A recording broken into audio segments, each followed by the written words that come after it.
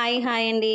ఎప్పుడైనా సరే snacks bore కొట్టినా లేదంటే వర్షం పడేటప్పుడు ఏదైనా వేడివేడిగా క్రిస్పీగా తినాలనిపించినా ఇలా పొటాటోస్తో ట్రై చేయండి, చాలా బాగుంటుంది.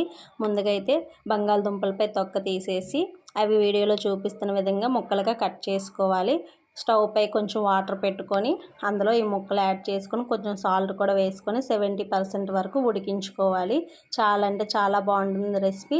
అలానే చాలా ఈజీగా కూడా ఉంటుంది. 70% ఉడికినాక పక్కా తీసుకొని కొంచెం ఉప్పు, కొంచెం పసుపు, కొంచెం కారం,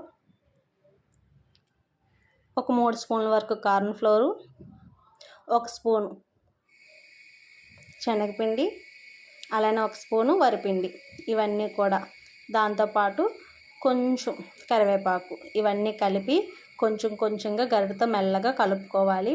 మరీ ఎక్కువ వాటర్ వేయకూడదు. కొంచెం కొంచెం చిలకరించుకుంటూ పొడిగా కలుపుకోవాలన్నమాట. చాలా అంటే చాలా సింపుల్గా ఉంటుంది. ఇంకా ఆయిల్ పెట్టుకొని ఒక్కొక్కటిగా వేసేసుకోవడమే. పిల్లలైతే చాలా ఇష్టంగా తింటారు. అలానే చాలా త్వరగా కూడా అవుతుంది ఈ రెసిపీ. టేస్టీ కూడా చాలా బాగుంటుంది. ట్రై చేయండి అందరూ కూడాను.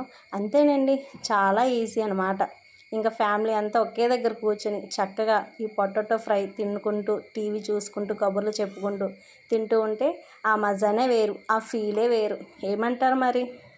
టేస్ట్ అయితే సూపర్గా ఉంది. మా పిల్లలు కూడా ఇష్టంగా తింటారనమాట. వీలైతే సాస్తో కూడా తినొచ్చు. సరేనండి, వీడియో నచ్చితే లైక్ చేయండి. బాయ్.